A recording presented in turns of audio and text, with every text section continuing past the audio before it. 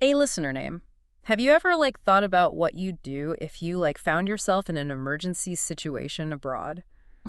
It's not exactly, fun to think about, Yeah. but things happen. Right. And when they do, clear communication can be a lifesaver. Absolutely. That's where this source that you sent, Emergency English, what to say when every second counts, comes in. Yeah. It's super handy. We're going to dive into some key phrases that could help you take control of a stressful situation no matter where you are in the world. That's right. What's so interesting about this approach is the emphasis on being practical. Yeah. It's not about achieving perfect grammar when things are crazy. Right. It's about conveying your message clearly and quickly. Exactly. The source goes right into the most fundamental skill, calling for help. It emphasizes keeping things direct and simple. Yeah. Like using the phrase, "Hello, I need an ambulance. There's been a car accident." That example really highlights how effective clear communication can be. Think about it. In an emergency, every second counts. That short phrase instantly communicates how urgent the situation is Right. and what kind of assistance is needed. It's like sending up a flare. Right. You're cutting through all the chaos and getting straight to the point. Yeah. What about more specific scenarios? Like if you're dealing with a medical emergency, Yeah. the source has some of those. And the one that stood out to me was how to handle someone choking. That's a great example because it shows how important specific language is.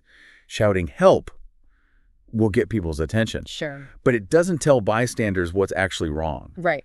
Using phrases like they can't breathe or call an ambulance immediately tells everyone what needs to be done. It's like those medical alert bracelets, but with Yeah. your voice. And it's not just about helping bystanders understand. Imagine emergency responders getting there. Right. Those phrases give them really important information right away and could speed up treatment. Absolutely.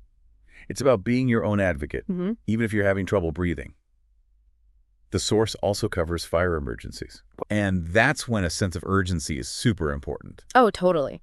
You need to get everyone moving fast and safely. Yeah. And the phrases they suggest definitely convey that urgency. Fire, everyone get out. Yeah. Or the building's on fire, use the emergency exit. It's interesting how those simple phrases can override that natural instinct to freeze up. Totally. They almost act like a trigger for that fight or flight response in a way Yeah. that's productive Right. and can save lives. It's almost like you're giving yourself a verbal command to snap out of it Right. and take action. I love how the source doesn't stop at just the phrases. It reminds us about things like fire escape routes and smoke alarms. Preparedness is key. Yeah. Being familiar with those beforehand takes the guesswork out of a scary situation. Right. And that same principle applies to crime and safety emergencies too. Okay, let's talk about that. The source makes a big deal about how using concise language can be really important when you're reporting a crime or asking the police for help. Exactly. Think about it. In a tense situation, you might be flustered and struggling to remember details, Yeah. but having some key phrases ready to go can help you deliver the important information clearly. Like what kind of phrases? Can you give us an example? Sure, imagine you've just seen a theft. Instead of rambling or getting emotional, you could just say something like, "I saw someone steal a woman's purse. They ran down the street in that direction." Wow, that's direct. You're giving them exactly what they need to respond quickly. Right. But what about natural disasters? Those are tricky because Yeah. you don't always have time to prepare. That's true. But you can still prepare yourself mentally and linguistically. Okay. Familiarizing yourself with basic weather terms, evacuation procedures, and phrases for seeking shelter can make a huge difference. It's like having a mental emergency kit Exactly. packed with those key phrases. It takes the pressure off trying to think of what to say when you're already stressed. Absolutely. It's incredible how just a few words can give you a sense of control in those moments. It really is. And you know what else the source talks about? Practice. Oh, yeah. It even has a rapid fire section Okay. where you're given different situations and have to respond with the right English phrase. Oh, that's cool. I can see how that would help make those phrases more accessible when you're under pressure. Yeah, I bet our listeners are already thinking about how they can do this. I'm sure. What do you think, listener name? Have any scenarios come to mind? I'm sure they have. Yeah. It's a great exercise to think about situations you might be in while traveling or even just daily life. Writing down a few key phrases for those scenarios can make you feel more confident. I love that idea. It's like making your own phrase book for you. Exactly. And the more you practice, the more you'll see how much power there is in knowing exactly what to say, even in the most unexpected situations. Totally. Before we go to the next section, I want to touch on one more thing from the source. Yeah. It's this idea that these phrases aren't just about communicating information. They project confidence and control, too. That's a really interesting point.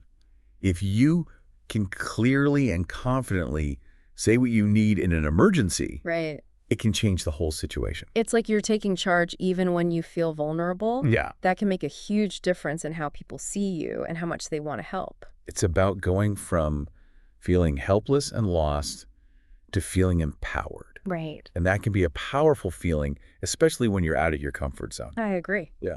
Okay, now that we've covered the basics, let's explore some of the more nuanced aspects. Okay. In the next section, we'll get into how the source deals with natural disasters and the unique challenges they present.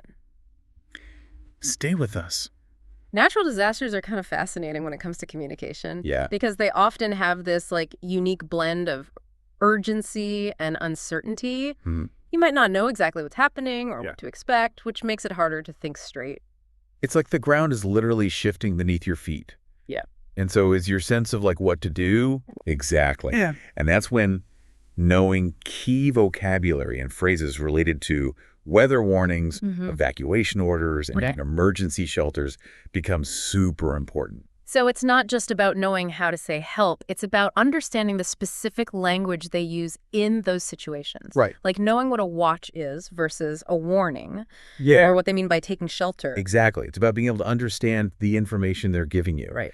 So you can make smart decisions. Yeah. And that can be tough if you're in a country where English isn't the main language. Oh, yeah. But it becomes like the default language for emergency broadcasts. That's a good point. You might be relying on English in a situation where you're already feeling lost. Exactly. And that's why the source says to get familiar with common natural disaster terms, Okay. even before you travel. Think of it like this. You wouldn't go hiking without a map and the right gear, right? Right. Preparing for a potential natural disaster is kind of the same. It's about giving yourself the knowledge and tools you need to handle it. I like that analogy. It's like packing a linguistic survival kit. But even with the best preparation, natural disasters can be unpredictable. What happens when things go bad quickly and you're caught off guard? That's when those basic survival instincts take over. Right. And clear communication becomes even more important. Yeah. Being able to say where you are if you have any injuries or just that you need help can be a game changer. The source even talks about phrases for signaling for help. Yeah. If you're trapped or hurt. Exactly. It's about increasing your chances of being found and rescued. Right. And it's not just about talking. It's about listening, too. Understanding instructions from emergency people or getting info from the radio can be really important for your safety. So it's a two-way street. You got to be able to send and receive info clearly. Yeah. And I bet that's tough when you're stressed out. Absolutely. Stress messes with our brains, including how we remember words. Right. That's why the source says to repeat and practice.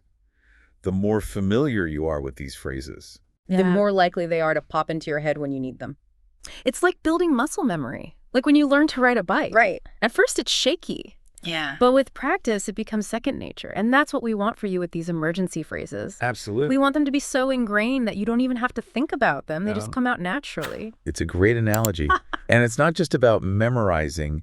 It's about understanding what the phrases mean. Yeah. Because in the end, communication is about connecting with people. Right. And when there's an emergency, that connection can make you feel supported instead of isolated and scared. That's powerful. It's like you building a bridge with words. Yeah. A bridge to safety. Exactly. And to the help you need. This whole conversation has me thinking about how these pre-prepared phrases could help in other areas of life, too. That's a great point. I think the idea is the same. Being clear, confident, and practicing. Imagine having phrases ready to go for when you travel. Asking for directions, ordering food, checking into a hotel. Or phrases for business. Yeah. Introducing yourself, giving presentations, negotiating deals. Or even for everyday conversations. Like those times when you can't think of the right words and wish you had something clever to say. Oh, yeah. Having a bunch of phrases ready could make you feel more confident in all sorts of situations. It's like having a toolbox full of different linguistic tools ready for anything. And the more you use them, the better they work. And the more confident you feel using them. It's a cool way to think about language learning. It's not just about vocabulary and grammar. It's about having a bunch of expressions you can use in different ways. And it shows how powerful language can be. It's not just about communicating. Right. It's about feeling empowered. When you can communicate confidently, you can navigate the world more easily and reach your goals. It's about being in control of your communication. And anyone can do it. You don't have to be a language expert. You just need to be willing to learn and practice. And be curious. Because exploring language, discovering new phrases, and finding ways to express yourself better can be really rewarding. Absolutely. And who knows what those new skills might lead to? New friends, new opportunities, new adventures. And in emergencies, it could even save your life. You know, it's funny.